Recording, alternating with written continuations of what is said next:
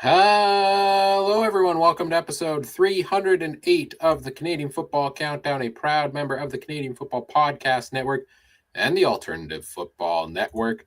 Ryan and Adam here with you this week. Week 19 CFL preview, stretch drive of the CFL season. 3 weeks left to go. For a lot of fantasy leagues, 2 weeks left to go, so it's crunch time now. And we've got your CFL fantasy fix and your betting picks against the spread over-under.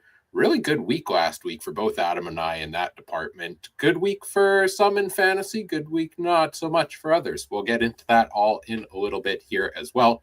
Adam, how are you doing tonight? Hey, I'm doing good, Ryan. Been watching a little bit of stomach settling stuff, like Blue Jays games. They're pretty easy on the stomach and everything lately. No, they haven't.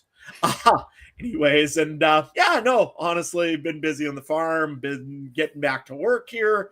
Lots of stuff going on, and of course, some more CFL football. And getting ready for next week, which we'll probably talk about later on, maybe a bit as well.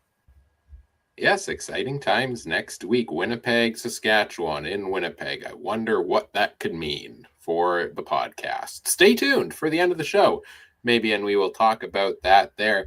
You mentioned the Toronto Blue Jays. Last week's episode, I made an egregious error when early on in the show, because Trey was wearing his Toronto Blue Jays gear. I asked Trey not to spoil the results of the game that evening, to which he told me that the Blue Jays were not playing until Saturday, which shows just how little I know about baseball. So to correct myself from that error, because here on the Canadian Football Countdown, we live to grow constantly, I have thrown myself into baseball fandom for the past week and am quite possibly the world's number one Detroit Tigers fan now. So big win earlier today. Go Tigers. I can't tell you much about the team, but I know they're in the playoffs. Go Tigers. Absolutely. I mean, Tigers looked really good today. What did they win? 8-1, 8-3 or something? I can't even, maybe 8-4. I know they beat the Mariners. 9-3. 9-3. 9-3. Okay. Yeah. No, yeah. For sure. So, I mean, yeah, go Tigers. I mean, roar. And right now, currently, I'm just kind of keeping an eye on the side of my thing, just kind of keeping an eye on a Blue Jays game.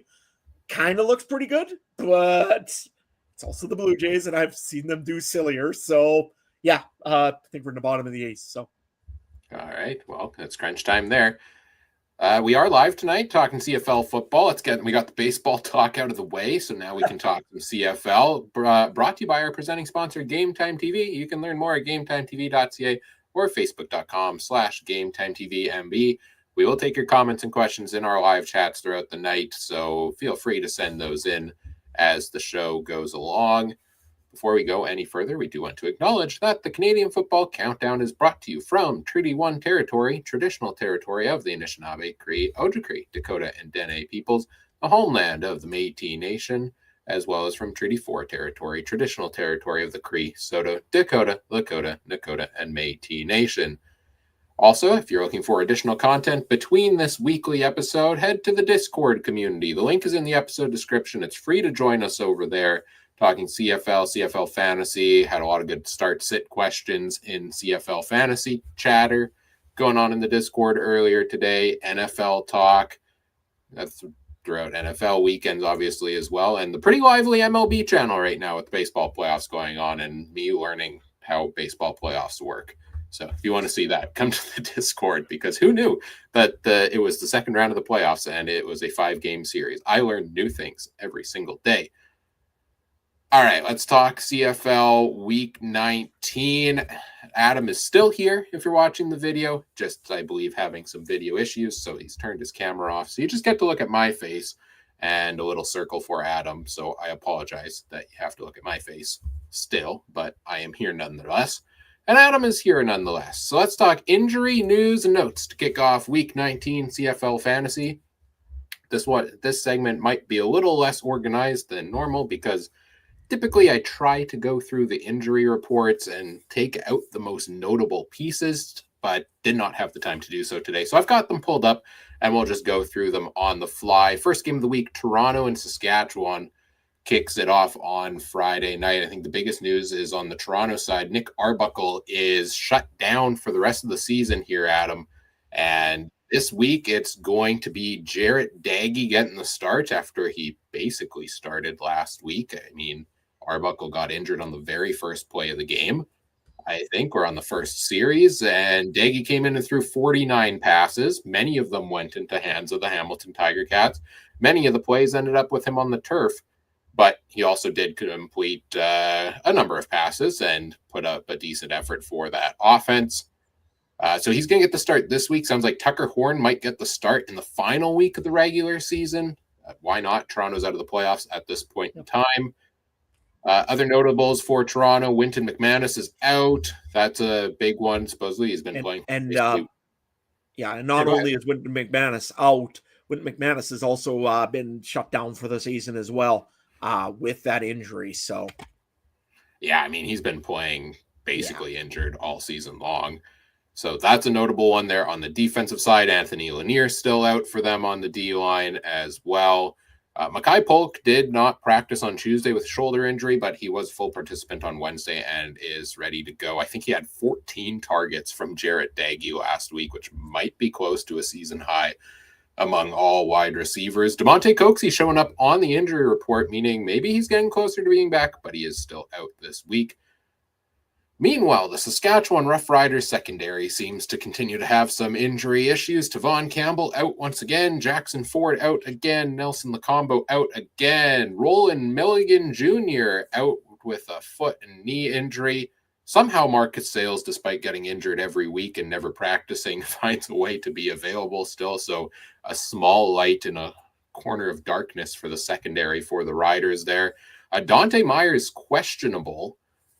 And what else am I looking at here on the injury report for the Riders? The kicking game. Interesting week for the kicking game. Brett Lauder, missed last week due to injury. I think I just heard Adam sighing in the background. I can't see it on video, but Brett Lauder missed last week's game.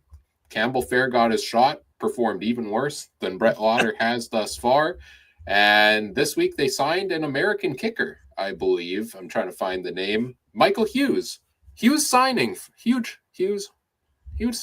the Saskatchewan Roughriders.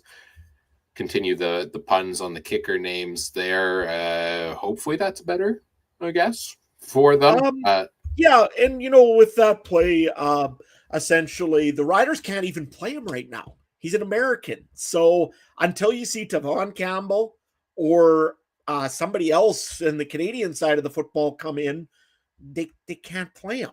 So it's a good signing for the future, I suppose. I mean, he was an Appalachian State football kicker kind of legend. I don't know, from what it sounded like. They also made a big signing in their defensive backs this week, adding in, I'm sorry, I can't remember the name. Leon? Was it Nafis Lyon? Was that who it Lions was? Or something like that? Yeah, he came from Montreal. He was with their Grey Cup team. Definitely had some big amount of tackles and everything. So overall, pretty good. So we'll see how this ends. But yeah, no. What's the level of concern this week with the defensive backfield with all of these injuries? Keeping in mind that they are facing Jarrett Daggy.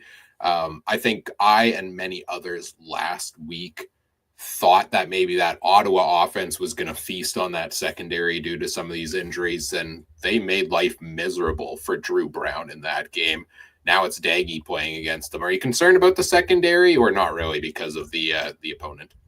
The quarterback will definitely hurt the Argonauts. I mean, I don't think that Jarrett Daggy's going to have a very fun game. Sounds like Marcus Sayles is still available in this one, so that's a good sign.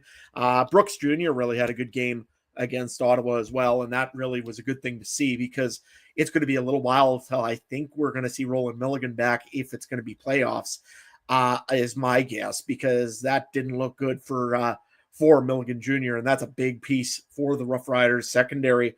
Lions, I think, is going to have to step in and try to be something out there. I know he just got in. Hopefully he can learn most of the playbook pretty fast. It'll be interesting to see what happens here. I like what the Riders show, and I like what they can do. but there's still a chance. And I mean, you look, Jared Daggy had a lot of yards last week, even though he was the kind of, as everybody says, as this guy was a scapegoat. He still had a lot of plays. So 49 pass attempts help with that. Yeah, true. And what do you call? They still have Brown, who's been a great running back. I mean, we'll probably be bringing his name up here pretty soon, I would think. So sure. This is not a gimme for the Saskatchewan Roughriders. I know everything looks in a good, positive way, except for, some of the injuries. But you know what? It's still not a gimme for the Riders, for sure. So some crazy spreads this week, by the way. When we're going to get to betting in the second half of the show, we have 2 spreads this week over 10 points, and I am terrified going to drag out the fantasy section as long as possible so I can delay making those picks. Second game of the week, so we have Friday game, 2 Saturday games, and a Monday game this week. So we'll talk about that Monday game here a little bit. That makes things interesting. But on Saturday, we've got Calgary and Hamilton going head-to-head here on the Stampeders side of things. I thought Malik Henry was maybe going to make it on the active roster last week, but after a full week of practice, but then he did not make the game day roster. He missed the first day of practice this week, was a full participant on Wednesday, and is on the injury report with non-injury related. So something to continue to monitor. I really hope we see him back in the lineup at some point yet this year. I really want good things for the guy who was at one point one of the top receivers in the CFL. Dedrick Mills was limited and then a full participant with shoulder injury. Derek Moncrief on the defense, that's a big name. Did not practice 2 days, non-injury related as well. Damon Webb at defensive back, pectoral injury, did not practice 2 days. That's a huge loss if he's unable to go. And the newly added Lorenzo Malden IV was limited on Wednesday. So continue to monitor that, but that's not going to help a defense that seems to be giving up quite a few points lately and quite a few fantasy points to have some of those big names out of the lineup. Hamilton Tiger Cats, nothing really notable from a injury fantasy notable perspective here. The one guy on the Hamilton Tiger Cats that I feel like in the few games I've watched of theirs recently, I've heard brought up more than anybody else is Philip Osai on the defensive line, who was a monster against the Argos last week. Seems like maybe he tweaked his oblique a little bit, but he was back to full practice on Wednesday, so he should be back out there against the Stamps this game. Winnipeg, Edmonton is the third game of the week. The second half of the Saturday doubleheader. Nick Dembski hasn't practiced the first 2 days this week with a non-injury related designation, so not sure exactly what that one is about, but we'll see if Nick Dembski finds his way into the lineup. Carrick Weekfall, on the other hand, after missing last game, is full participant in practice and should be back in the lineup this week for the Winnipeg Blue Bombers. And on the Edmonton Elks, a couple of defensive injuries. Nick Anderson, Jared Brinkman, Robbie Smith are 3 big names on the defensive side of the ball, and they've all been limited after missing some time. And I have no updates on the Ottawa-Montreal injury reports because their first day of practice is Thursday, with the game being on Thanksgiving Monday. So unfortunately, arguably one of the games, like Ottawa's QB situation maybe, that I'm most intrigued by, we're not going to have that info when the week kicks off here, which sucks a little bit. How are you approaching things from a fantasy perspective this week, Adam, with that Monday game, given it's 2 days after anything else? Yeah, well, what I'm looking at right now is I think I'm going to just drag out my plays a little bit. I don't like picking a lot in this first game, mainly because of injury. And that's because mainly one of the biggest players I really want in that first game could possibly be hurt. I don't know. It was pretty scary when they put Myers on there. Calgary Hamilton. Yeah, that's another one that, like I said, I'm looking at picking maybe 1 or 2 players from there if I can.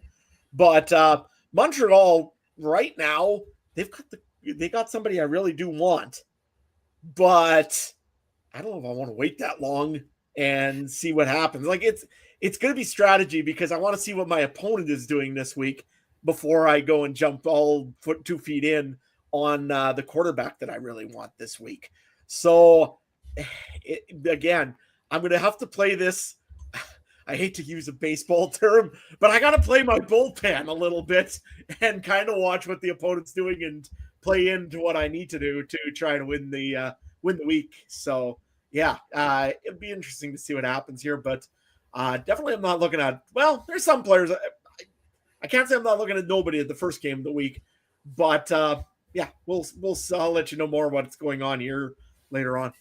Yeah, it's a little tough because Ottawa has so many good receiver options there, right? Their big three, Justin Hardy, Braylon Addison, Eugene Lewis, typically great options. Montreal, you've got some great options in Philpott and Sneed going on there. Davis Alexander as well. You know, potentially the cheaper running back in Scott the Third. And you don't want to just leave yourself in a hole going into the Monday game. Granted, there are enough different options. Like, I don't know if I would trust myself to leave it as like Scott the Third is my only option potentially from that game because he's a lower salary and I might not have somebody notable to switch to. But if, say, I'm playing one of the top end guys like a Tyler Sneed at $14,500, well, if any fluke thing happens in practice over the first few days of the week, I can at least still switch to very viable options in this game. So this matchup in particular, I think, has enough different options that I'm not too concerned with the Monday game. And if you're playing in a head-to-head league, like Adam's still playing, you know, you're still alive, Adam, in the playoffs, in the podcast league. We'll talk about that more at the end of the show as well. Yeah. I think that's perfect opportunity where people might be shying away from that game to kind of leave a piece or two for the end and adjust and go either play the safe play or go big or go home. Yeah, absolutely. And I mean, that's kind of my plan so far, but gosh, there's a player in early week that I also want. And sometimes you got to take some cheaper plays early if you can as well. We'll let you know more on that later on.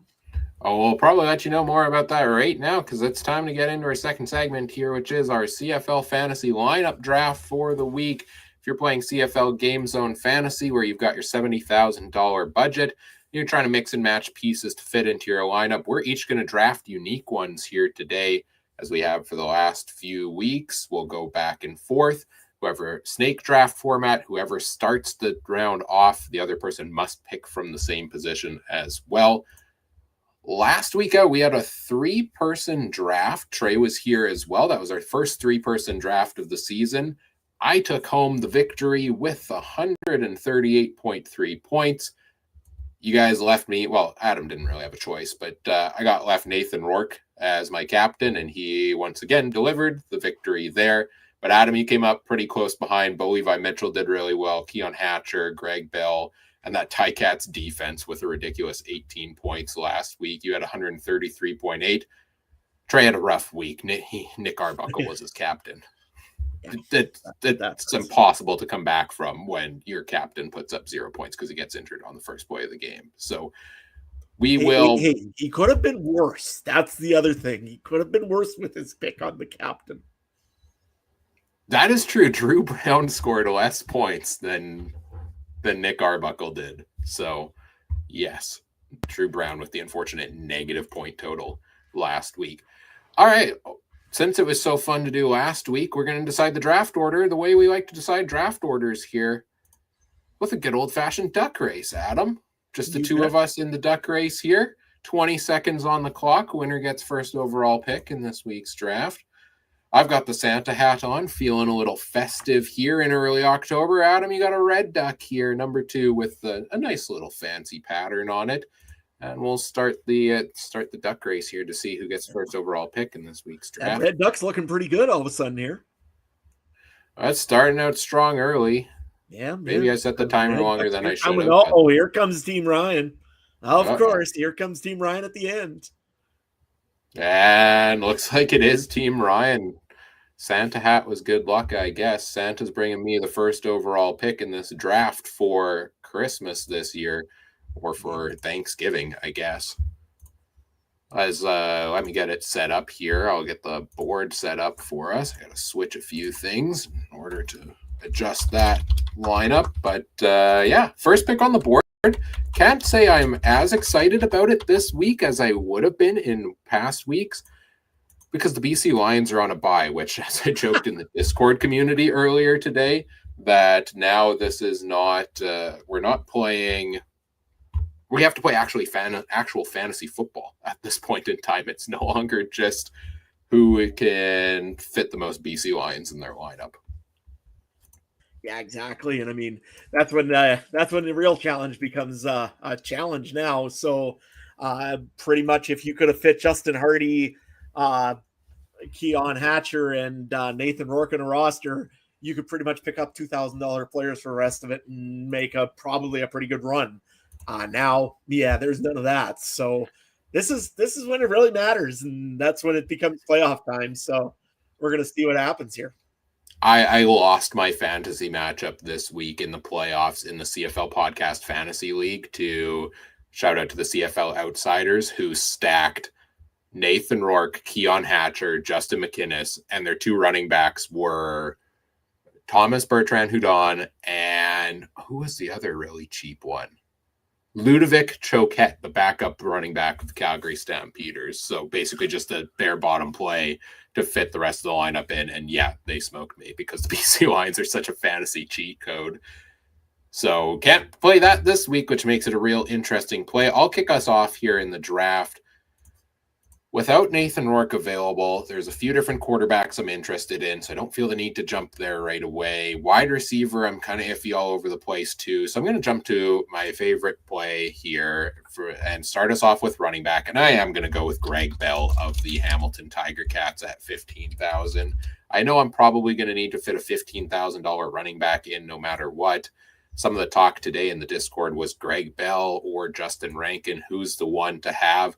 I really like Greg Bell. The Stampeders give up near tops in the league in rushing yards. They give up the highest average number of catches and receiving yards to starting running backs in the CFL. We know Greg Bell likes to get involved through the air. He's got that consistent workload on the ground lately. And he's had more than 10 points in every single game this season, I believe. So I can almost guarantee that I'm going to get a good week out of Greg Bell, and I might just get an amazing week out of him any given week. Yeah, no, that's a really good pick. I mean, I've been winning games with Greg Bell as my running back, and that kind of sucks that I can't pick him up this week. However, I'm going to pick up a different guy that really usually picks up his game during when it gets cold out. And when there's critical games, you got to give him the football, and I think they know that. So give me Brady Oliveira for the Winnipeg Blue Bombers. Look, he had a big game against the Hamilton Tiger Cats, and that's why they won that game. I think he got 19.1 points. He's getting going, and if the Winnipeg Blue Bombers want to still host a playoff game, this is how they're going to do it. They have to beat Edmonton. It's a must-win game for them, and when it's must-win, you got to get the ball to Brady O. So I could see them handing him the ball a lot this week. I would be very impressed to probably pick him even on my regular lineup right now because I think he's that good, and I think that he deserves what's going to come to him here. Edmonton sometimes can be a little weak on the run game as well. So, hey, they've been really good lately, but this is a motivated and very motivated Winnipeg Blue Bomber team. I'm going to go Brady Oliveira. I really don't know what to expect from this Bombers offense because they dropped that 40 points on the Ticats a couple weeks ago before the bye. And if you go back to when they played Edmonton earlier this year, that was when Zach Collaros had his ridiculous 5 touchdown pass game, was it, or something like that? Why was I thinking 5? It was 3. Okay, it was 334 yards and 3 touchdowns, but they put up a lot of points, and I think we're on a ridiculous pace in that game. So, yeah, I don't hate it. I mean, Brady Oliveira, outside of that one Chris Strebler 3 completion game, has had 4+ catches in 5 straight. So he's going to get that workload through the air as well as on the ground. All right, you kick us off snake draft format. So you kick us off with round number 2 here. What position are we going to next? Yeah, I'm going to go with the let's go with the quarterback. I probably should be taking something else, but you know what? I really want one guy this week, and he is a Montreal Alouette, so it's a little bit late. So give me Davis Alexander. He's undefeated, and he's playing Ottawa. Montreal's still trying to play for a home play for a first place. I believe they still have a chance of getting that first place They do, yeah. if Hamilton loses essentially, I think it is Montreal wins out. I think there's still a chance for the Alouettes to get it. So they're playing for something. And Davis Alexander, I mean, how could you go wrong with the kid? 9-0, hasn't lost a game yet since he's played in the CFL. No, honestly, I like it. So why not pick up Davis Alexander? The only other option, maybe, and I'm sure you're going to talk about him in about 2 seconds after I'm done this, but you know what? Yeah, it was between one of the two, but going way east and definitely late in the week for my quarterback. So, yeah. Yeah, Davis Alexander is in my top 2 plays of the week, most likely as well. Really need more touchdown passes out of him, though. It's my only concern. He only has 1 game with more than 1 on the season. It doesn't help that Shea Patterson took 3 on the goal line last week, but he's got a little bit of mobility. He's thrown for 300 plus yards in 3 of his 5 starts this season. One of the ones where he had 250, he left the game injured. So, Montreal's a team that's going to throw the ball. So I do not hate the Davis Alexander play. I think it is one of the top quarterback plays of the week. I can't pick Nathan Rourke. Can't pick Nick Arbuckle because he's injured. So that kind of leaves, Bo Levi Mitchell is the obvious choice here against the Stampeders. I'm going to take Bo. I'm going to go a little bit Hamilton heavy here early in the draft, and that is potentially a little worrisome for myself. I don't love stacking an entire team unless it's the PC Lions, who are just unstoppable offensively, because I can see situations, but I have a hard time seeing situations lately where the Stamps shut them down, especially with a guy like Damon Webb potentially not playing this week. Some of the other ones we talked about, I think it was Derek Moncrief maybe not being out there on the defensive side for the Stamps. Moncrief is on the Stamps, right? I think so. Yeah. Yeah, there we go. Just had to make sure of that because that would have been awkward if not. Looking at the other options, like if it's not Alexander, if it's not Bo Levi Mitchell, Cody Fajardo doesn't light it up every single week. He's a pretty conservative player. Trevor Harris is going to sleep in the second half, probably. As much as I'm a little bit nervous for, as much as I think the matchup with the Argos could lead to some great points for Trevor Harris, he's kind of been a little iffy ever since Labor Day. So I don't love that direction. Vernon Adams Jr. has had his struggles.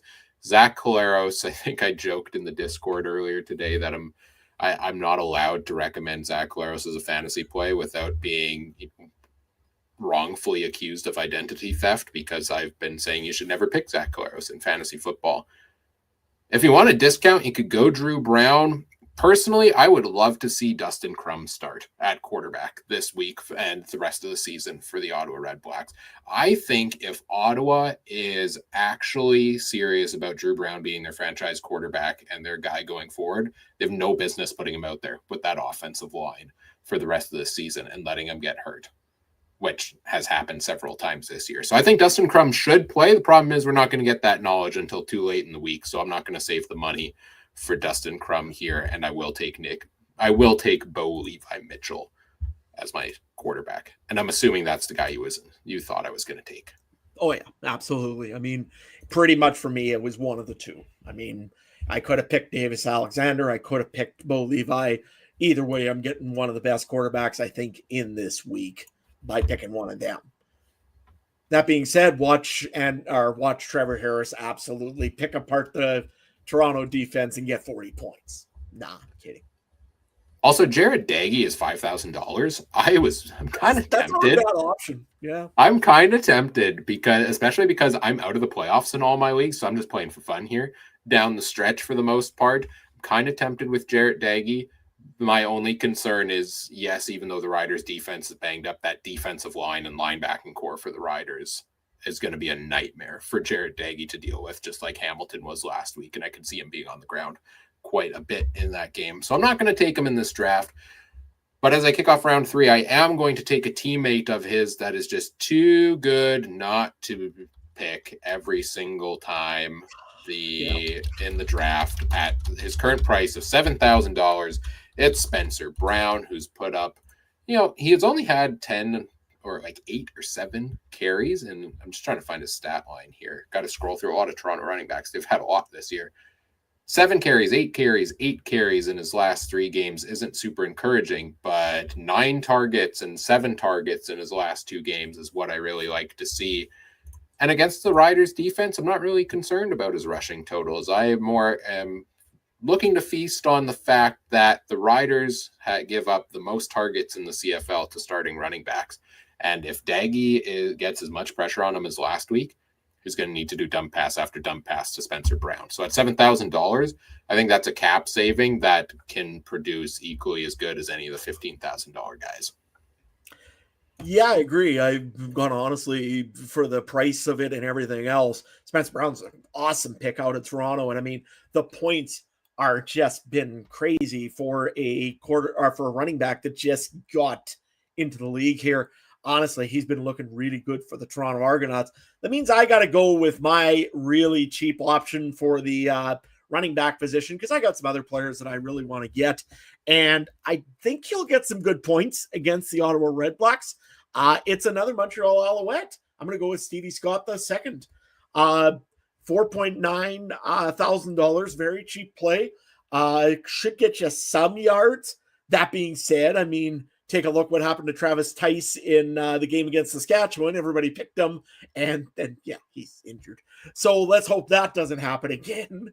But that being said, Ottawa usually is pretty good against the run. So this is a more of a play because I want some cheap dollars and need some cheap dollars to get what I want later on down the road.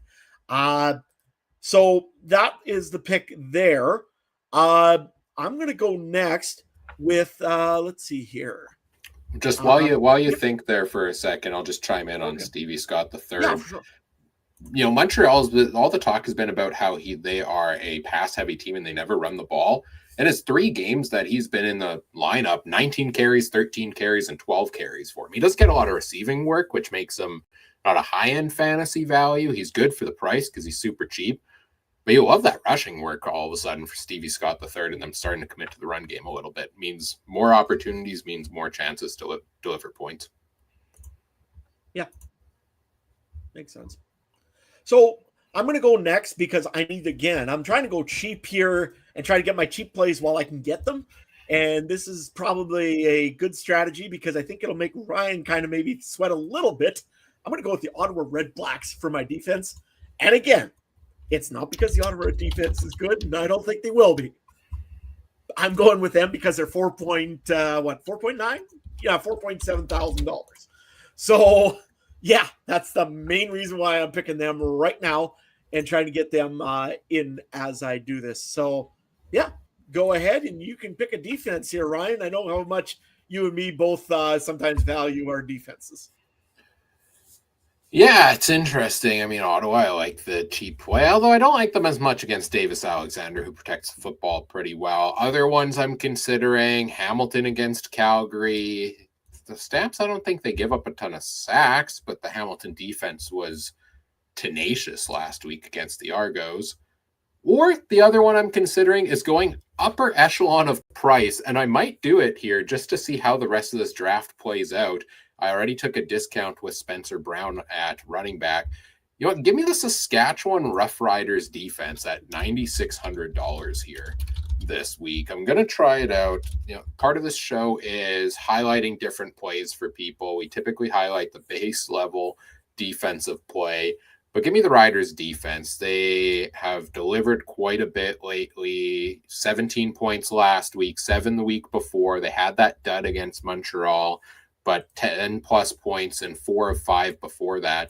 They have been the highest scoring defense in fantasy football for the most part lately. And yeah, the price is expensive and it might not work out with all the injuries to them.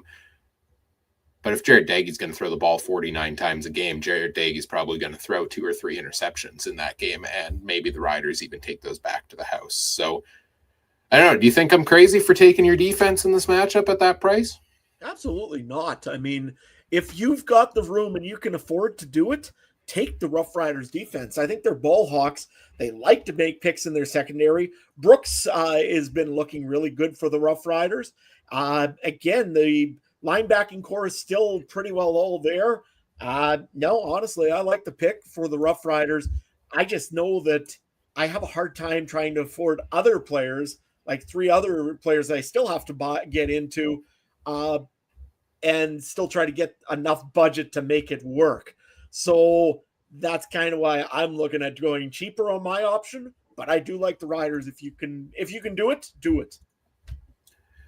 Yeah, well, part of the reason I want to go this direction is because I want a chance to highlight some of these value plays at receiver this week, because I'm not that sold on the top end guys necessarily without Hatcher McKinnis is normally a given, right?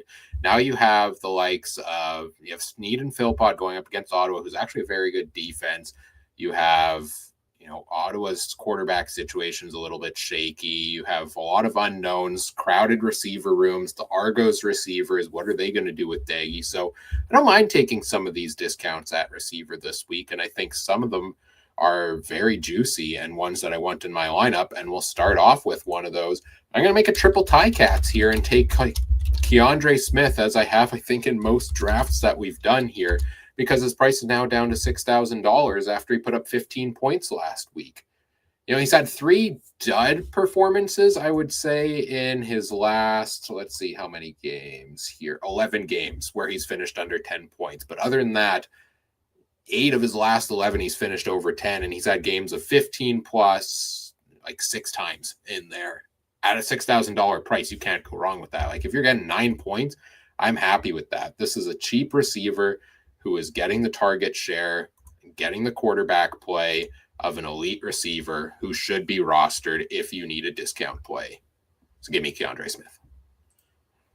Makes sense. I mean, if you've got if you need to make a value play, Keandre Smith has been very good this whole season. Honestly, still very cheap for what he should be. I think he should be more money than what he has been. His price went down again after a good performance. Exactly. And I'm guessing you're going to talk about another wide receiver later on from Hamilton in the value play. So I'm not going to go for that one. I'm going to go for one that right now is questionable on the Rough Riders. And the main reason is he's been having great games pretty much all season long. I'm going to go with Dante Myers for the Saskatchewan Rough Riders.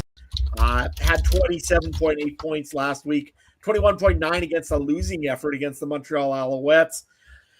Overall, has been looking really good for the Rough Riders. Most of the season, whenever he seems to get the football, I like Dante Myers, and especially right now, they can't seem to get some other guys going quite yet. Like Sam Emilus has not done a whole lot since coming back from injury. Keon Schaefer-Baker looked okay, but Toronto's banged up. They're going to be on the football field quite a bit, my opinion, because of the injury to Arbuckle. They're going to have to be on the field quite a bit because they're going to be throwing and probably ending up getting picked off or anything quite a bit. And that means that the defense for the Argos is going to be out there. So I'm thinking Dante Myers is going to get open a few times here. So give me Myers in this pick as well. So any thoughts on Dante Myers? If he's in the lineup, of course, he's been explosive. I think Keyshawn Johnson has been the more stable guy of the solid producer nonstop. Myers has been a little boom bust in his last 3 games under 10, but then 2 games of 20 plus points in there. So I still never know what to make of if this Riders receiver room is going to give us clarity on who the go-to guy is, but Myers certainly has the big play potential. And just looking at his matchup against the Argos this week, tough matchup at his position, honestly, on the season, but not a lot of right wideout score points. That's kind of skewed that way, whereas I think he's one of the best in the league. So I think he could be a little bit matchup proof in that one. There we go back to you for another wide receiver, or maybe you'll take a running back in your flex. Yeah, it's been tempting to look at a running back. I've been trying to figure out how to make this play work because I would love to take Tyler Snead, to be honest with you, in this play. That being said, he's darn expensive at $14,500. If he's not hurt and nothing's wrong and he's ready to go and nothing happens during practice, it's a good move. If you're going to keep that much money, though, at the end of the week, I don't know. I'm starting to get a little nervous about making that play because that means I'm probably going to take a very cheap receiver or flex play afterwards. My counter argument would be Tyler Snead is more expensive than Tyson Philpott. So if all of a sudden he shows up on the injury report, you switch to Tyson Philpott and you're going to still have a pretty good day. Yeah, it's saving you about $500. Yeah, but $500 is $500. You never know when you could need it. Oh, what the heck? Give me Tyler Snead, and this means I'm going to be taking a very, very cheap play to finish up this draft, I believe. So, all right, we got Tyler Snead at $14,500. Let me pull up the stats sheet here to take a look at on Tyler Snead. I think he's lower down on the list here. Was wide receiver 4 last week. The wide receiver 5. I don't have it actually on the screen, Adam. You can come back on the screen here. I think you. Oh, there you go. Either I switched it or you switched it. He was wide receiver 4 last week with 19.5 points, 12 targets, 8 catches, 115 yards. He's been a top 5 wide receiver in 4 of his last 6 games. Yeah, Tyler Snead has been one of the most underrated players in the CFL this season and continues to be such.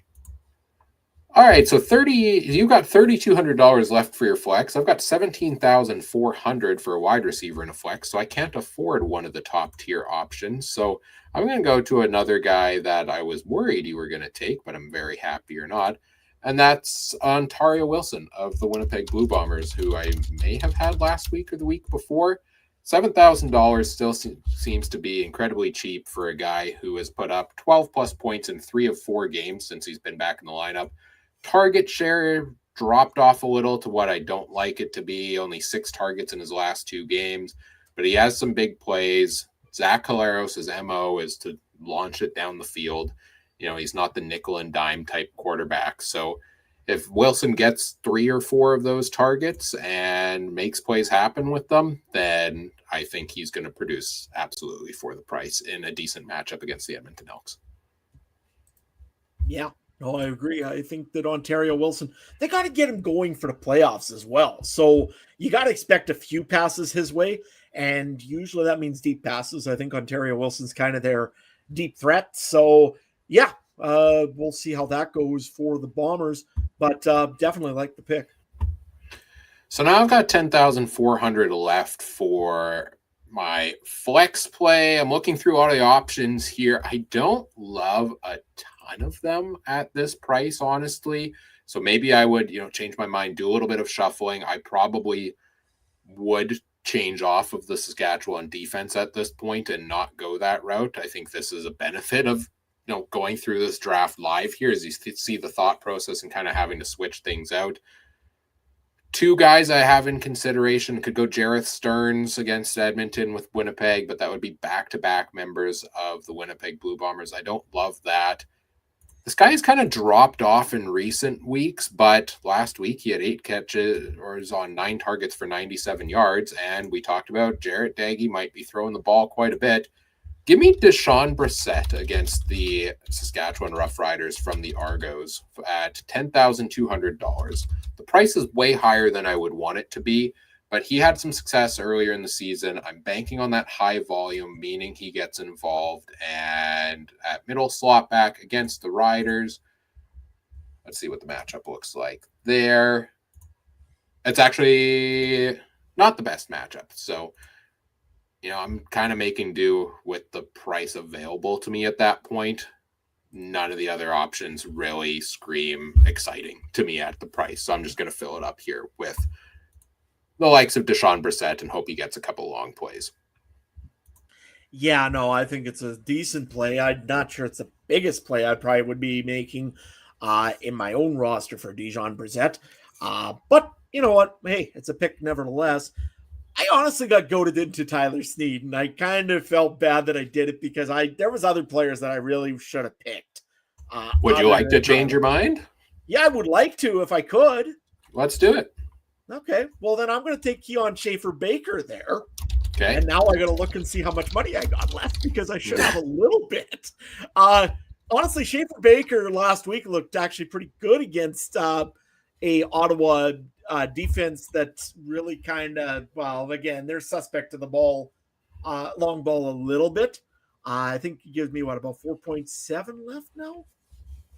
I just got You have 8,700 left. 8,700. Yeah, that's what I figured. I thought I had a little bit more money than that.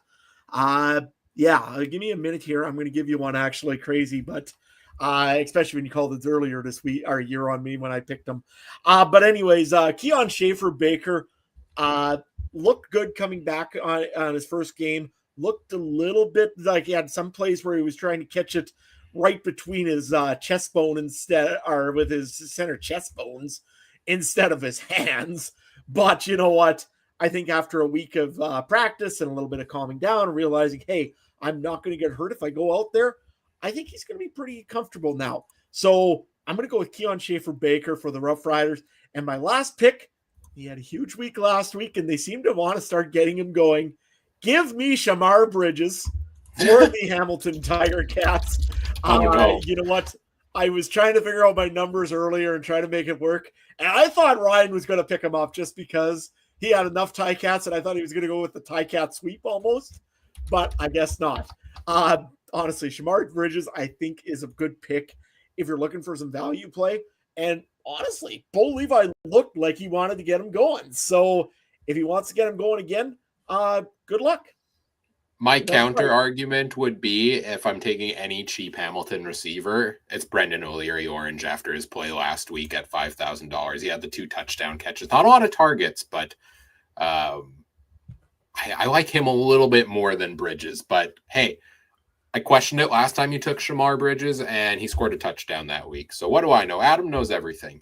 And actually, I beat Ryan that week with Shamar Bridges. So yeah. When do you not beat me in fantasy football? Seems to be fair enough. You know, everybody just steps up their game when they know it's Ryan. They know it's big game. They got to step up their game. So apparently, if you were able to make a roster switch, I would actually like to make one as well here at the last minute. I am going to swap out Deshaun Brissett because as I was looking through the list, I found a receiver that I actually liked more, and I think it's important to bring up for the sake of people's consideration for the week. And I can't believe I'm going to the Calgary Stampeders. That doesn't feel great because I've kind of sworn them off, the receivers for fantasy.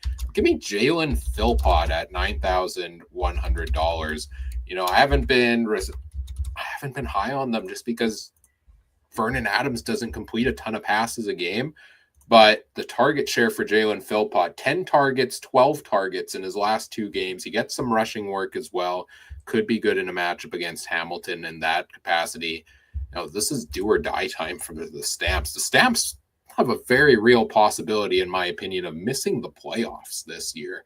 So if they're going to get anything going, they got to hook up with Jalen Philpott, who has been, improved greatly so far this season. I like that one a little bit better than the Jared Daggy to Deshaun Brissett connection. Yeah, I agree with you. I think that if Calgary is going to have any hope, Jalen Philpott needs to be going. That being said, has there been any status report on Malik Henry? I seen you did release him in our own fantasy league, but has there been any update on Malik Henry? I mean, like I said earlier, it's non-injury related is the designation on the injury report this week. So I thought he was going to be in the lineup last week and he wasn't. I would still be fine taking Jalen Philpott even if he was, because I don't think Philpott's workload is going to be cut into. I think he has such a unique skill set that they will continue to find ways to get him involved. Who is your captain, Adam? My captain's going to be Davis Alexander. I think that he's probably going to get our most points out of it. And again, it's very rare that you never pick a quarterback as your captain. Lots of times you look at some of these other ones, and Keon Hatcher might be the exception if you really are desperate, but that also means that you could probably pick Nathan Rourke, and you're going to put him as your captain for sure. So, yeah, very rarely do you ever take a captain that isn't your quarterback. So, for sure. And on that note, I'm taking Bo Levi Mitchell as my captain. Thought about maybe Greg Bell, but in this matchup against Calgary, maybe a bit of a revenge game, so to say, for Bo. Can you still have those 3-4 years later? Maybe, I guess, but I'll take Bo Levi Mitchell as my captain as well. Bo Levi Mitchell, Greg Bell, Spencer Brown, Keandre Smith, Ontario Wilson, Jalen Philpott, and the Riders defense make up my lineup, whereas Adam's got Davis Alexander, Brady Oliveira, Stevie Scott III, Dante Myers, Keon Schaefer Baker, Shamar Bridges, and the Ottawa defense to round out his lineup. Let us know in the comments. Let us know in the Discord or on social media whose lineup you think was best this week. And congrats to the Discord community. They finally got it right for the first time last week in picking me as the winner when I did win last week in the draft. Any honorable mentions for you that we haven't talked about, Adam? You know what? Again, you could probably pick a couple of Montreal Alouette receivers if you're really looking at it. One that I can see is Austin Mack at 7.7 thousand. It's not a bad pickup, just because Ottawa again has not been able to cover a pass play as well as most plays. Running game, yeah, they're pretty dangerous, but in a passing game, I would probably take my chances and maybe go and take some Montreal wide receivers. Other than that, that's really the biggest ones I've got. If you really want to take a chance, I mean, you never know what day that Nick Dembski could possibly get a lot of footballs. He was on the non-injury related, did not practice in the first day of practice. I'll predict that he had a doctor's appointment, hopefully not a dentist appointment, because, James Butler might still be in that chair. But you know what? Honestly, Nick Dembski might be an option if you got the money, but I wouldn't lean towards it as much. And you did bring up Brendan O'Leary Orange for the Ticats. I don't know if I'd want to go down that route 2 times in a row and hope that That's fair. Hope he does something with like big. That's why I'm looking at Shamar Bridges and saying, hey, maybe he wants to move the ball around, get all of his receivers going. So yeah, it's time for Bridges to get going. Yeah, other honorable mentions for me. I can make a case for basically any starting running back except Ottawa's this week. AJ Ouellette keeps scoring touchdowns. He's a touchdown machine. I don't see why he doesn't get another one against the Argos this week. We didn't even really touch on Justin Rankin much. I think the matchup is tougher for Rankin than Bell, and that's why I went Bell, because, Winnipeg gives up, I think, like 1 catch a game, 1.5 catches a game to running backs and only 11.4 yards per game through the air. So Justin Rankin, typically known as that receiving back, Winnipeg doesn't give up a ton in that category. Yes, he can still beat them on the ground and get some good yardage there, but at 15,000, I'd rather have Greg Bell against Calgary. Dedrick Mills, if you want $2,000 savings against Hamilton, I mean, Hamilton is the running back matchup you want to feast on every single week. And I think Mills continues to just get such a high volume of usage in that Calgary offense that I might strongly consider playing him. I think we talked about most of the receiver options. You can never go wrong with, Hardy, Addison, Eugene Lewis. One of those guys is going to go off, or 2 of them any given week. But again, they play in the final game of the week. And if he was out there and playing, Makai Polk had 14 targets last week. His price has risen up to $11,000. And I just realized neither of us picked Jake Herslow. Is that a surprise?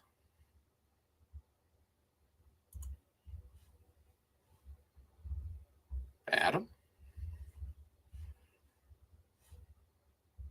You may be muted.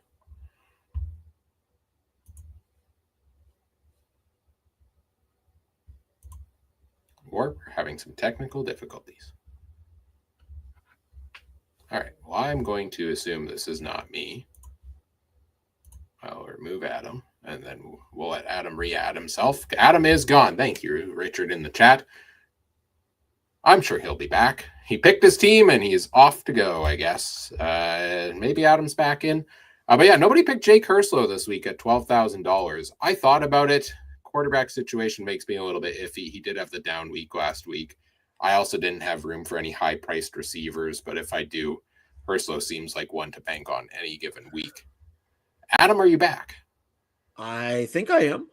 You are. Great. Yeah, I was just talking about, did Jake Herslow get into consideration for you this week? Seems crazy that neither of us had him. Yeah, a little bit too much money is what I found this week, just because there's some other picks that I think would be a better pick, especially when you've got a non-proven and non-maybe relationship quarterback with Jarrett Daggy in there. If it was Nick Arbuckle in there, yeah, I'd be all over Herslow. But I think I changed it up mainly because of the quarterback change. There was a question about Rankin in the chat as well. I just mentioned a bit ago that Rankin, I think, was in my honorable mentions, but I'd rather have Greg Bell at the same price between the two. Yeah, I agree. I think Greg Bell, if you're going to pay 15, Greg Bell's a better pick than Justin Rankin, just because Rankin kind of is that real boomer bust guy. I mean, honestly, he might get 200 yards and have 3 touchdowns. You never know. But he Yeah. also could have maybe 20 yards and maybe 3 throws to him, and that's it. Yeah, exactly. It's really tough to tell what he's going to get. So I think I'd be, he's going to get more consistent, but Greg Bell, he's going to get yards. Yeah, and he's got that safe floor in there for sure. All right, now we get into the betting portion of the show, and I see a comment here, kind of excited about it. Let's get this money. So let's see if we can make some picks that people agree with here. Good week for us last week in the betting department, Adam and I. Both of us went, I think I went 6-0 and you went 5-1. Not so good of a week for Trey. I don't know what his actual record was last week, but I think you just got one of the over-unders wrong. But I got perfect across the board for myself last week. Looking at our overall records on the season against the spread, Trey is 39-30. Adam, you are 38-31, one game back of him. I'm 34-35 after a 3-0 week against the spread. I think I went 3-1 the week before that. I'm now one game back of 500, so getting back into respectable territory there.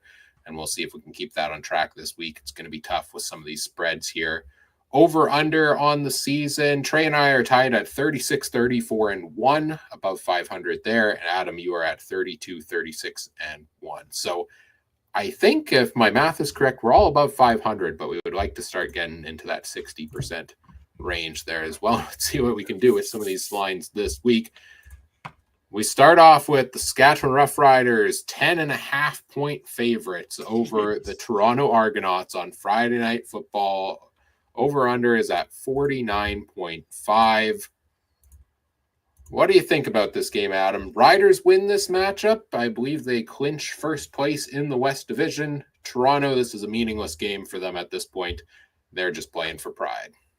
Yeah, I agree. I think that Saskatchewan, you're right, is playing for first in the West right now. If they get this one, you can guarantee that Winnipeg game and the BC game after this, they're going to be sitting starters. Hopefully Trevor Harris, they put into a permanent nap for like 3 weeks. He kind of didn't look like it for the last 2. You know what? I really hate big spreads like this because I think the Riders are winning this game. I'm pretty certain the Riders are going to win. That being said, I don't know if they're going to win by 10.5 points. That means that they have to kick a field goal at some point. And, if there's any kryptonite with the Saskatchewan Roughriders, it's that they don't even know who's kicking the football this week. Brett Lawler has a back injury and he's questionable. And I don't think it'll be Campbell Fair because I don't think he could probably kick the broadside of a barn right now. Bad joke from a Rider fan. I didn't get picked for the open tryout for the Rough Riders kicking game, so it sucks. But you know what? I'm going to go with the Argonauts in this one for the over, for the 10.5, for the cover, because honestly, that's a big spread. And the Riders have proven that they played down to teams for the last little bit. They should have beat Edmonton.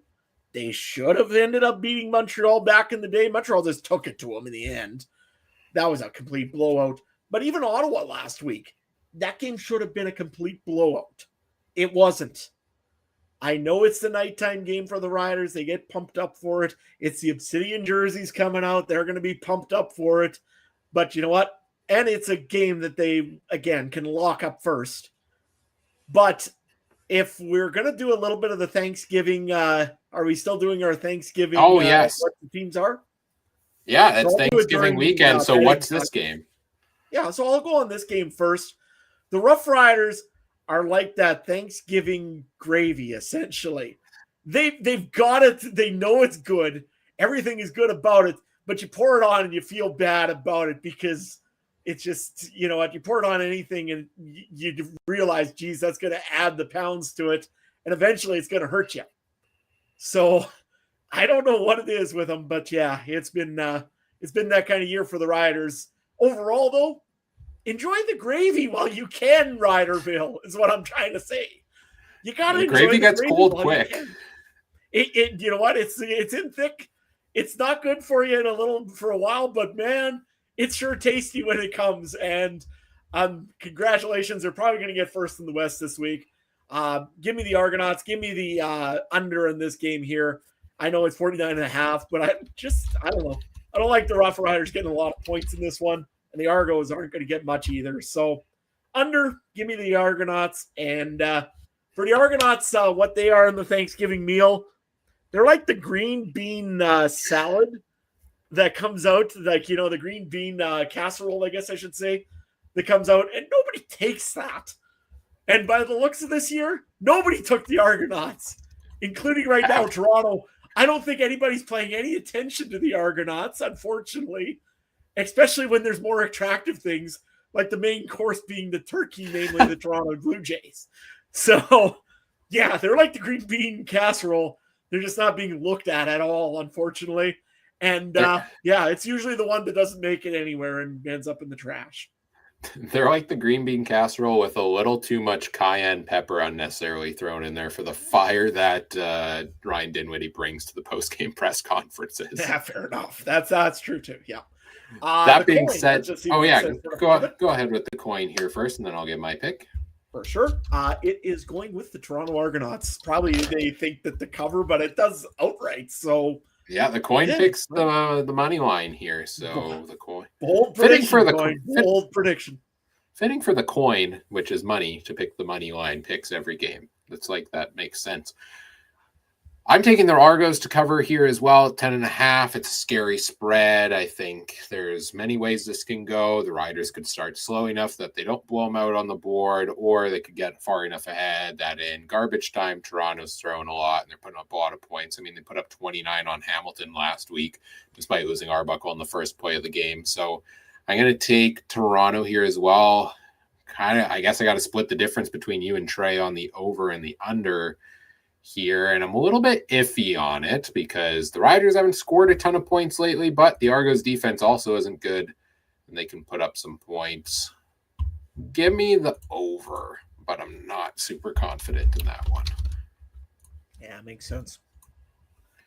All right, second game of the week. Let me change the banner here. A little more reasonable of a spread. The Ticats are, actually, I'm surprised it's not higher than this. The Ticats are 2.5-point favorites at home against the Calgary Stampeders. Over-under line is 56.5. Matchup for this game, I mean, Hamilton's first place in the East with 20 points currently. Montreal, 2 games back. A win here for Hamilton might clinch the division for them or make it awfully close. Whereas on Calgary's side, they really need the win.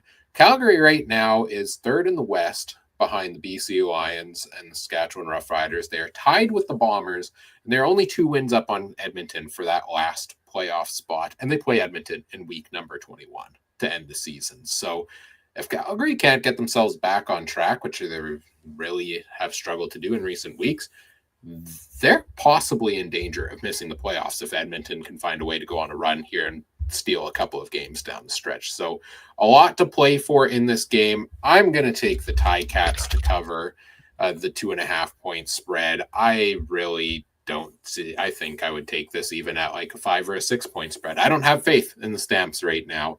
I don't think their offense moves the ball enough, and their defense can't seem to shut anybody down and now has some injuries to boot.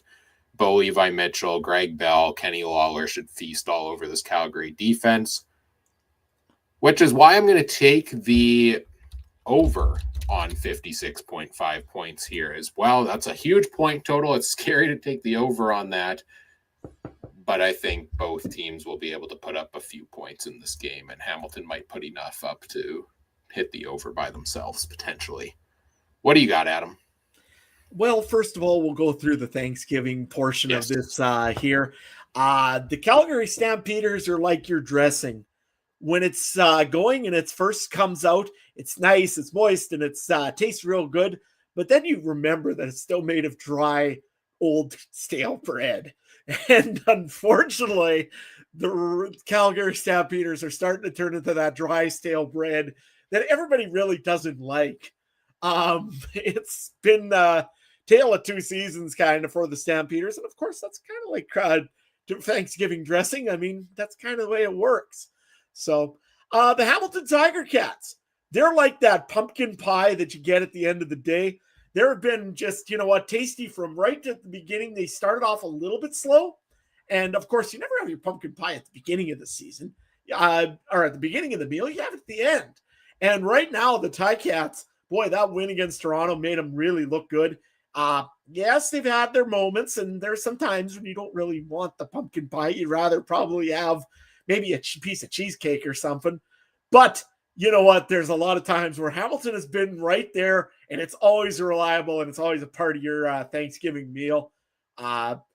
Suggestion, no, don't eat the Hamilton Tiger Cats. Eat a piece of pumpkin pie instead.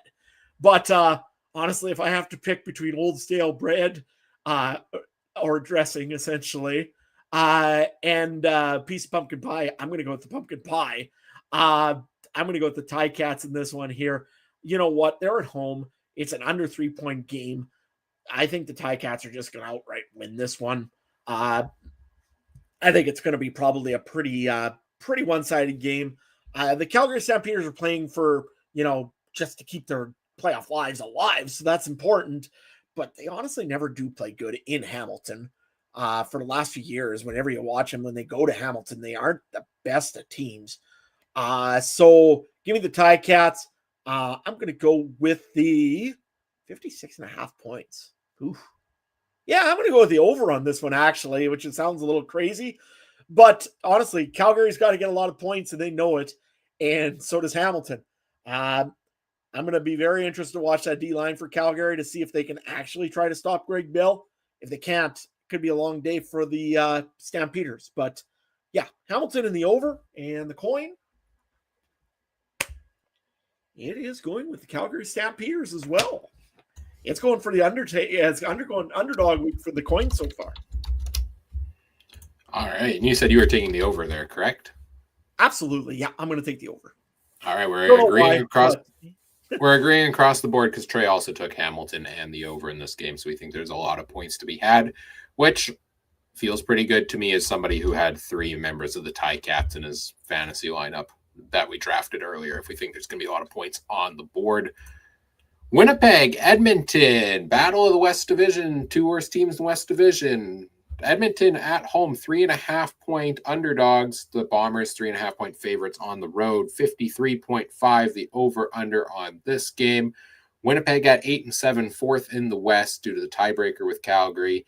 Edmonton, again, earlier, 6-9, so they kind of need a win here, I believe, to stay alive. It's going to be pretty tough. Well, if Calgary loses, I think they can still catch Calgary, but that would be pretty much it if they lose this game. So big game for both of these teams here. What Thanksgiving foods would you associate with them with? Well, so far for the Winnipeg Blue Bombers, I'm going to resort them to the cranberry sauce. They're a thing that is kind of getting bitter, and it's going to be not as sweet as it should be.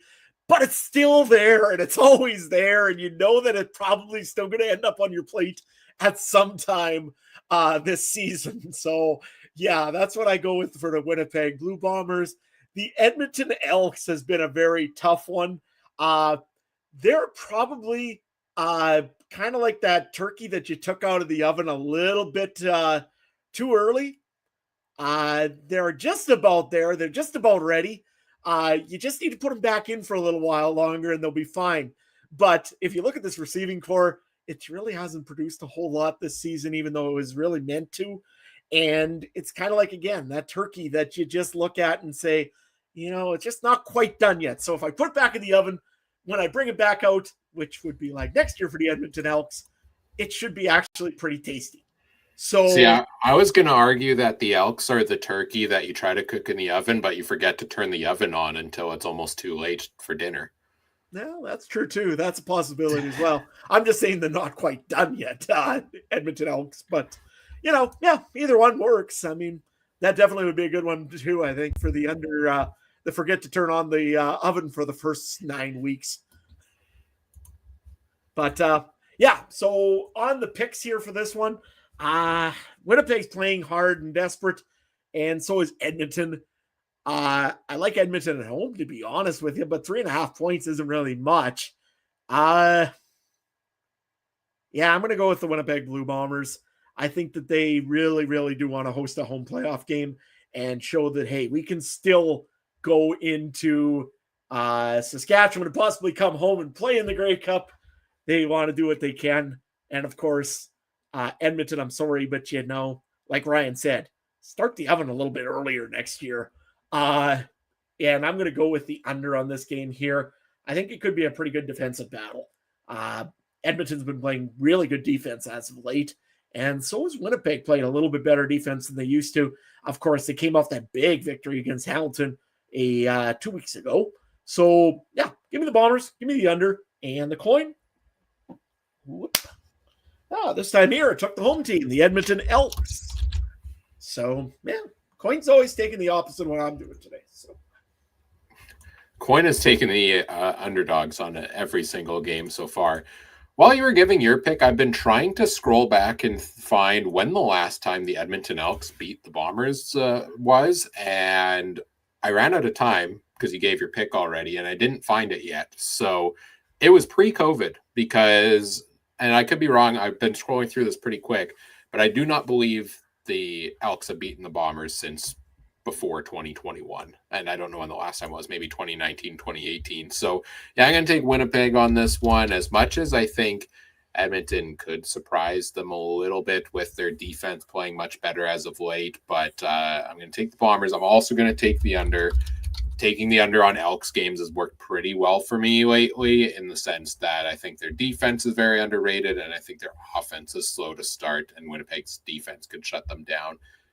That being said, I think Winnipeg games have the potential sometimes to just blow wide open because there's a lot of deep plays. They give up the deep ball. They throw the deep ball a lot.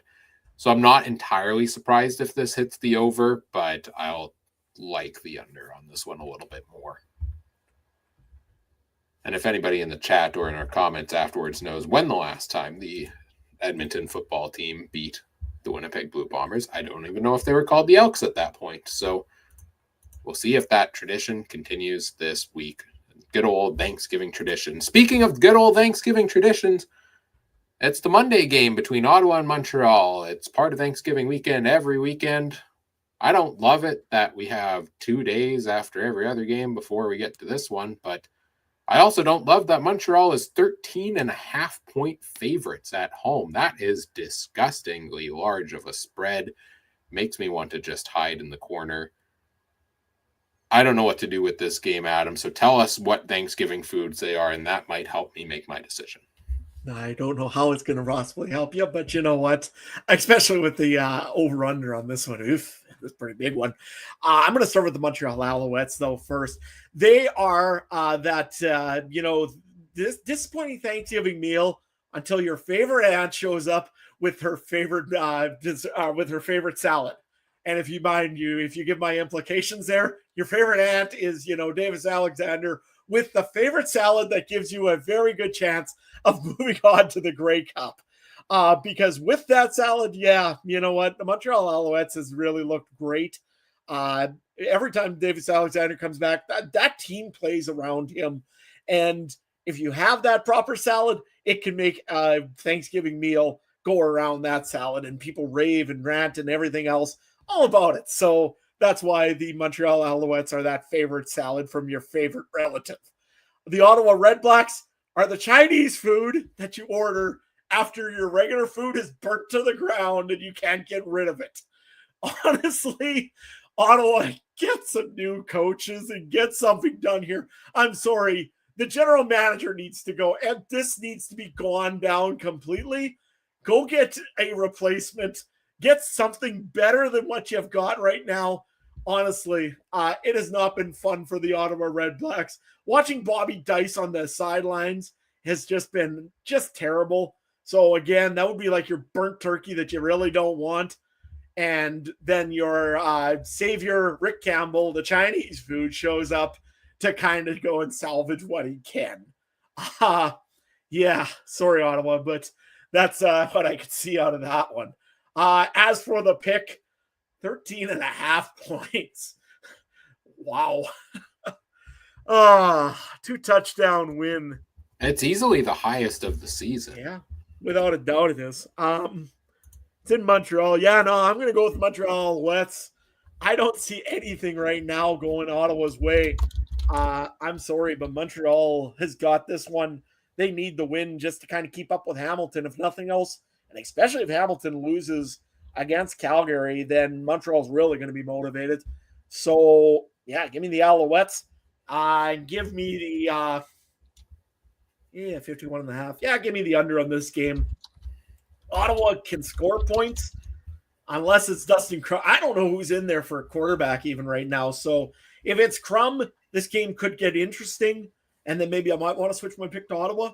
But if it's right now, if it's Drew Brown and they go back to Drew Brown, because it seems like Bobby Dice just kind of is doing whatever it takes to become replaced. You know what? Honestly, I could see this game here being an ugly blowout for the Alouettes. So, yeah, go like with that. And let me flip my coin. And the coin is going with the Montreal Alouettes as well. It's going with a big chance there. But you know what? It's going for outright, so it doesn't care.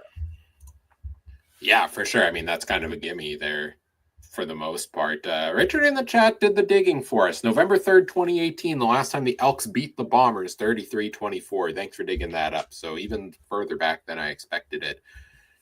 This game is tough with the spread because I could see it going so many different ways in terms of total points for on the season. Like Montreal's averaging 24.4, Ottawa's averaging 24.3. Granted, Montreal did not have Davis Alexander for most of those.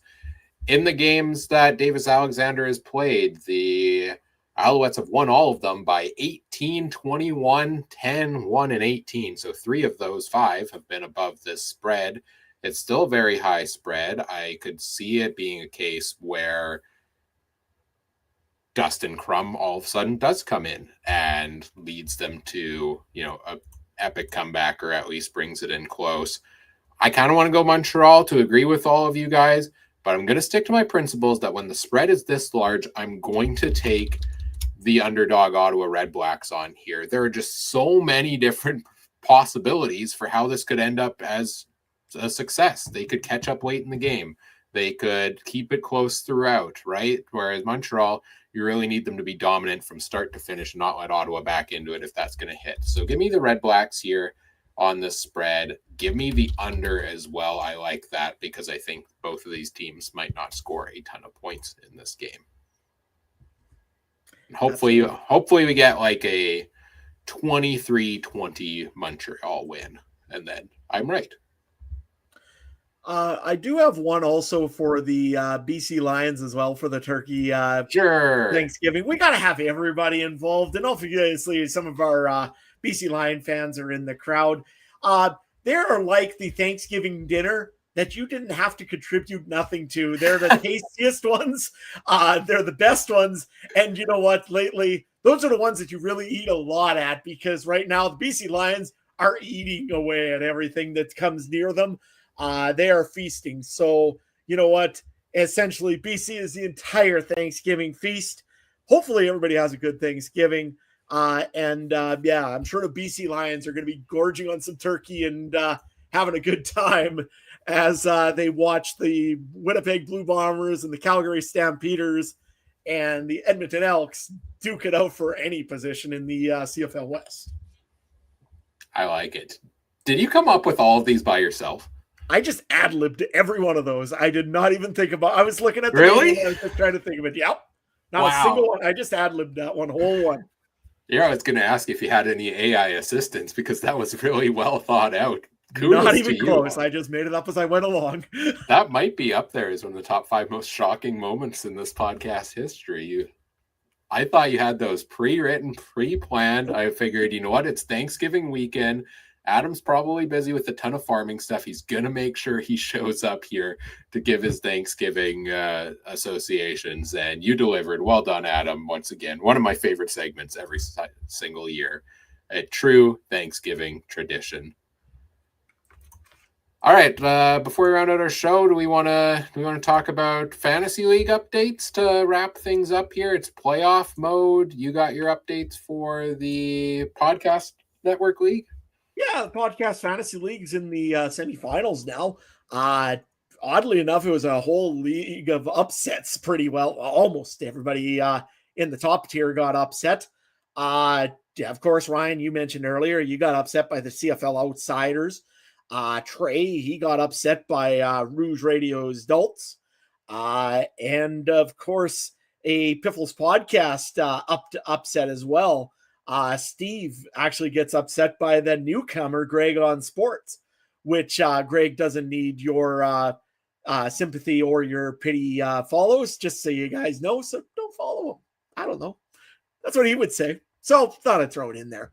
Anyways, I played Clay over from the Argos Fancast, and yeah, kind of destroyed him. And that was mainly because he had Nick Arbuckle. I kind of felt bad, but hey, I did give him an out. If the Genius Sports decides to change the points by like 85, I think it is, or something like that, and they give him 85 extra points and give him the win, I will wear an Argos hat and go to Mosaic Stadium tomorrow, or on Friday, and probably get ridiculed like there was no tomorrow.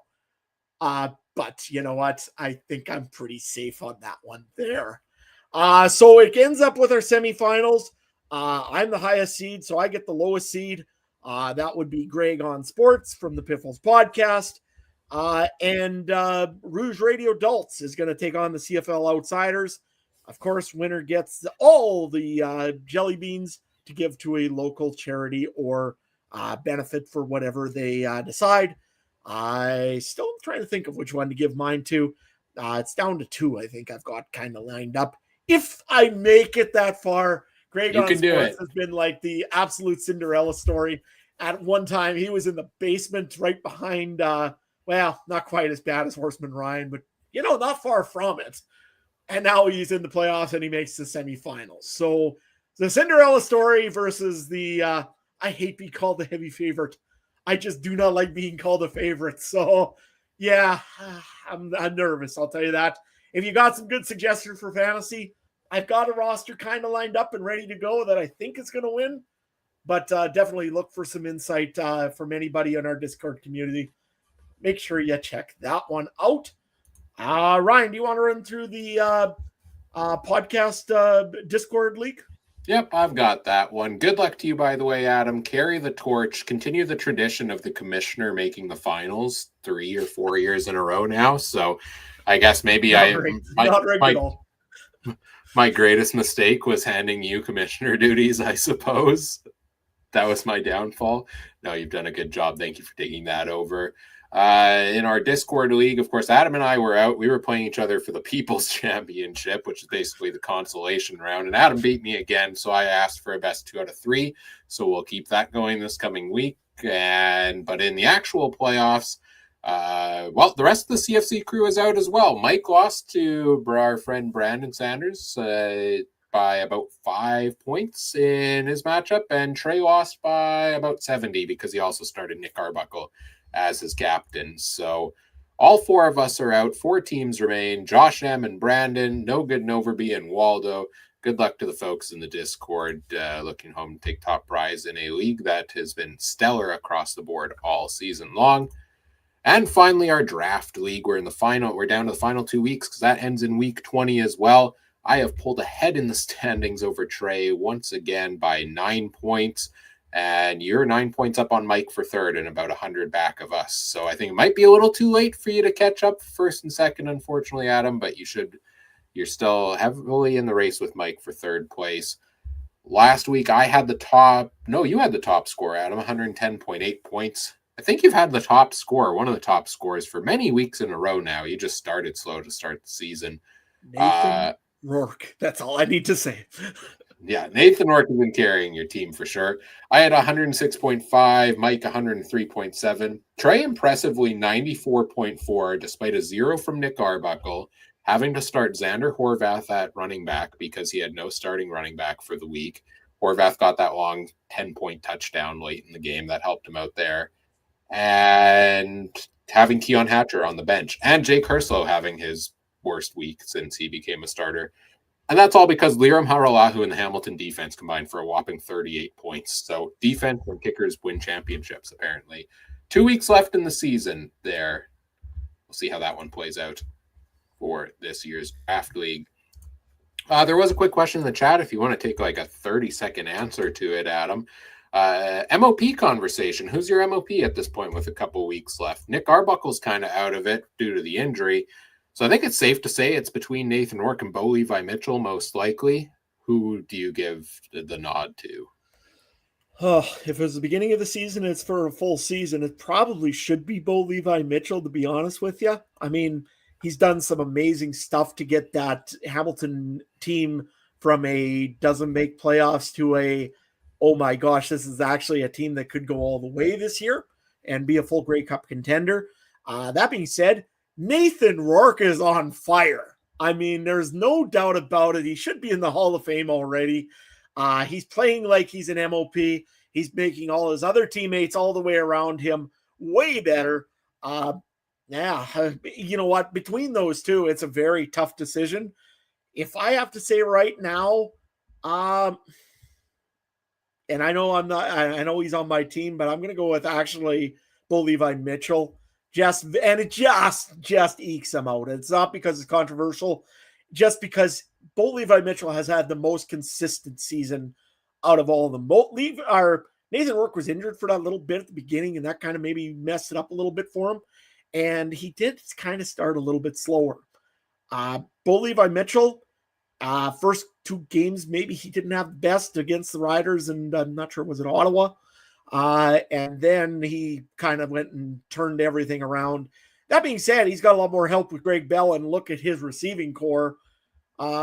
Nathan Rourke has a little bit less of a receiving core, though he has some big options as well, and has a great running back as well. So, you know, it's 1A, 1B, but right now the slight nod to Bo Levi Mitchell is my opinion. Ryan, argue me why Nathan Rourke is the MLP. You're muted. Still muted, Ryan. It's usually not me that forgets the mute button. I was just so excited to talk about how Nathan Rourke is obviously the lock, in my opinion, for MOP this year, the way he's played.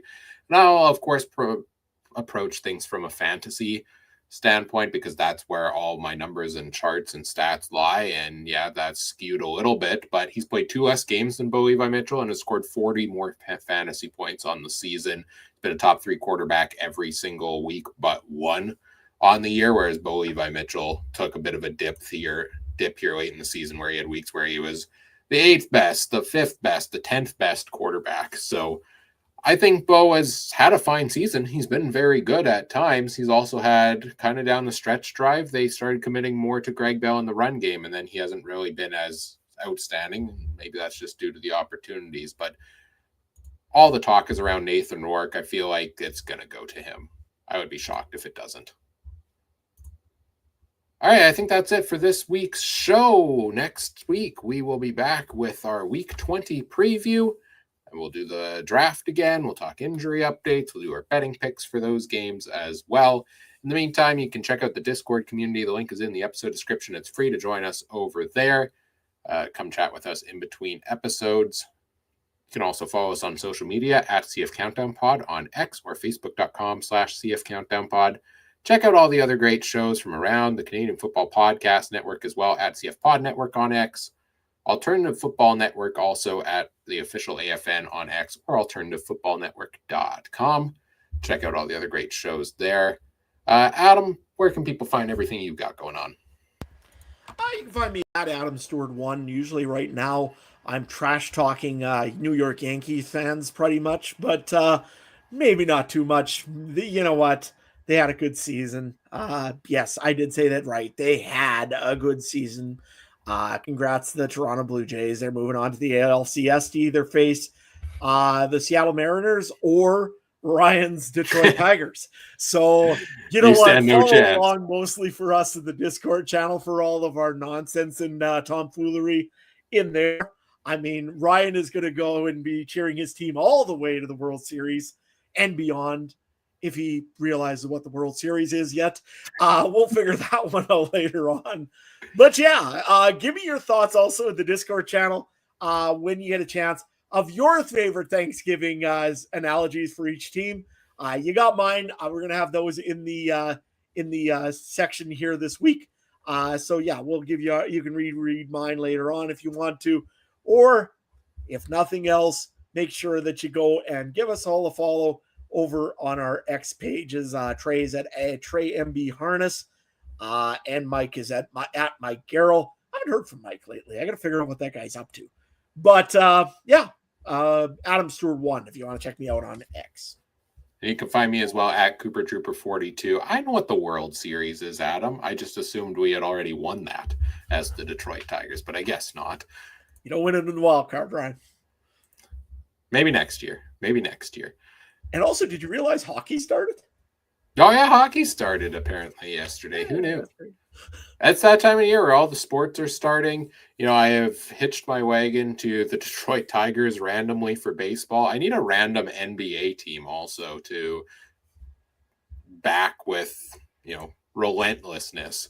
So for no particular reason other than give me a good idea. I picked the Detroit Tigers because Trey said they were one of the biggest underdogs in the playoffs remaining, and they're also are cats, and I like cats. So that was the reason I took the Tigers. So give me more fun reasons to pick an NBA team to support this year as well. As does that kick off soon? I assume it does. Did it already? NBA? I'm not sure if it has kicked off yet or not. I honestly, and they don't call it kickoff there. They call it tip off. See, I got to learn sports. It's still the preseason. I just go and I'm a nerd. So Tuesday, October 21st, the NBA season kicks off. So we still got some time there. Got some time. All right. Well, thanks to anybody who joined us live here tonight. Thanks, Adam, for joining me as always here. Also, whatever podcast platform you're listening on, we appreciate if you do all the fun things like comment, subscribe, rate, review, share the show with your friends, share it with your non-friends, share it with your favorite baseball team. Help us grow the show. We always appreciate that. On behalf of Adam and I, happy Thanksgiving.